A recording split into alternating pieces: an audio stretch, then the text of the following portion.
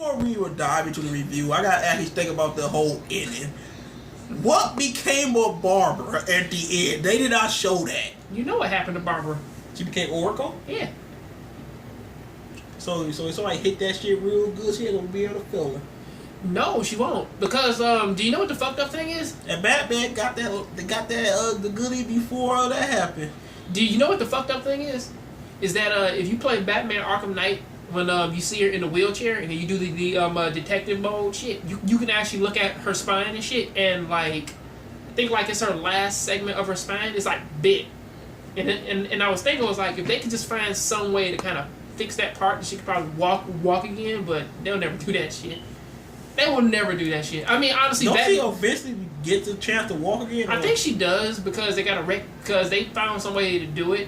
But I think it was because of the Lazarus Pit. But Batman don't want to do it because he says that the Lazarus Pit's like it drives people crazy and they get dependent on it.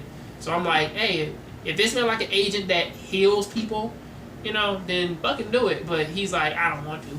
And not to mention the damn the beginning. A lot of people were mad at it because they would kind of build up Barbara Gordon. Bat sex. No, they would kind of build her up at the beginning. They kind of showed like before we could learn who she was before she became a predator priest. The crazy part is that we already knew who Barbara Gordon was. I'm just saying, in a sense, that's what they were trying to do. You know what I'm saying? You know, as a author, you know, we like respect stuff like that. You build up a character and you know, show like you need to stop, and she decided to stop, and she ended up getting hurt, even though she stopped.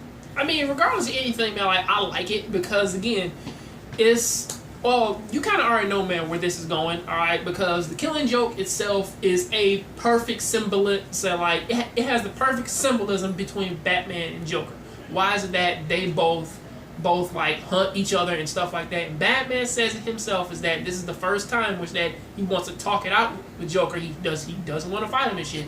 But at the front of all that, we have this simplistic little Joker story of.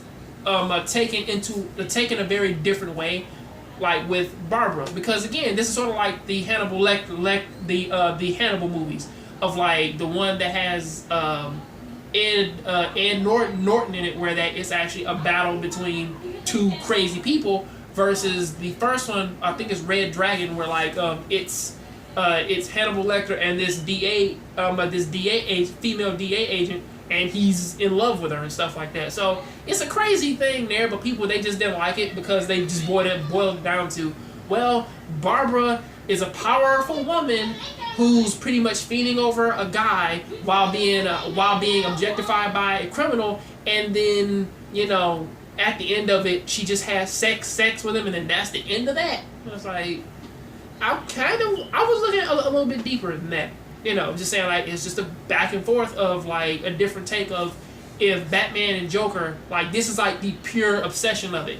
People just say that the Joker and Batman thing is like it's so iconic, but I'm like, if you really boil it down to that, it's just a guy who's catching a criminal and he's the only person who can actually figure out his crazy and unpredictable plans. And this is just the basic form of that.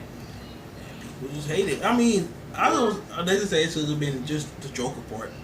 That Batgirl part shouldn't have been there. Like, you can fast forward it. Go right past it then. But that just actually to build up the character a little bit more. That's what we're doing.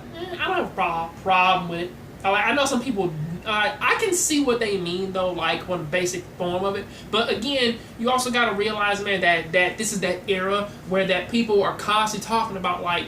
We have to empower women. We have to make them strong and shit. And I know that a few people like that they may take that as like a very like attacking tone or some shit like that. But like again, I've already explained it. Like it's just a different take upon the Batman Joker relationship. And if you want to boil it down to its simplest form, that's pretty much what you get. Which is kind of meant why who was that? Fucking Frank Miller said that the Batman and Joker relationship is that of two homosexual people, of one guy who's just fiending after another one, like he's so fucking obsessed to where that he just wants to have him and shit. It's like, well, if you want to boil it down to that, it comes off like that. Seems a little gay, yes. But like again, like if that's what you want to boil it down to, and that's what you see. then I can't deny it. Like, it's very difficult to kind of fight against it, you know. But again, I think that they're more angry at the bat sex. I think that's what they're really pissed off at. That and the stereotypical gay guy who looks like Fred from Scooby Doo. It's like they can never do a gay man right. Oh, that shit, man, that shit was insane. They will never do gay people. They got the right. little midgets that got killed. I mean, they died. Well, one of them died. Are you feeling that spite? He did. Why the fuck you trying to fight Batman in the first place? I played the Arkham games. He ain't no joke. He breaks limbs in that, people. Why are you fucking with that guy? One of the greatest lines, man, like from the Batman Under the Red Hood the movie when he was talking to Joker was, "Hey man, you gonna do something serious, or are you gonna put me in a body cast for 6 months again?" Man, not to mention Batman decided not to whoop his ass at the end. Well, I he kind of tried like to help him. He's like, "It's too late for this." You know what I'm saying? I'm already fucked up. I actually kind of like that. I actually like the ending of this series. This movie. Yeah, I know the arc, the series, the Killing Joke storyline. Yeah. I actually like the ending of it because it's. Hey, we should talk about it. Did he really have to take naked pictures of old girl though? I don't think he took full naked pictures. I think it was just of her face. But in the comic book, however. Yeah, I know. In the comic, it was waist up and shit. It wasn't. I don't think it was full nudity. I was thinking it was her like in her undergarments.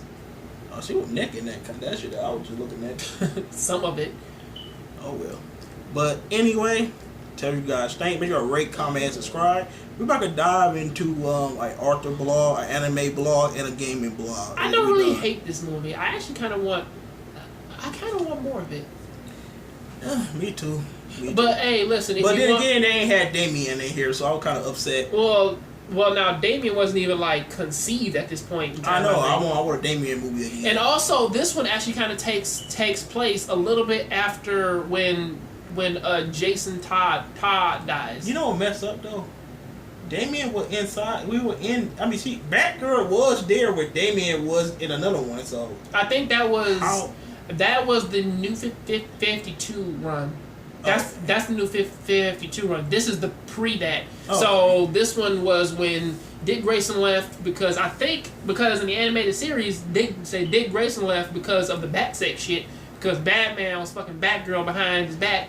Then he said, "Fuck this, I'm on my own." But in actuality, it was like, well, I gotta get out of Batman's shadow, and that just ended up happening. So he's over in Bloodhaven. Then that's when he had Jason Todd. Then he died. So that kind of led into this one. But still, it's fucked up though. And also, if you do want more of this storyline, then just play the Batman Arkham games because they do follow the Killing Joke storyline. So, you know, if you want more of it. Yep. But anyway, we out here. Peace out. And love.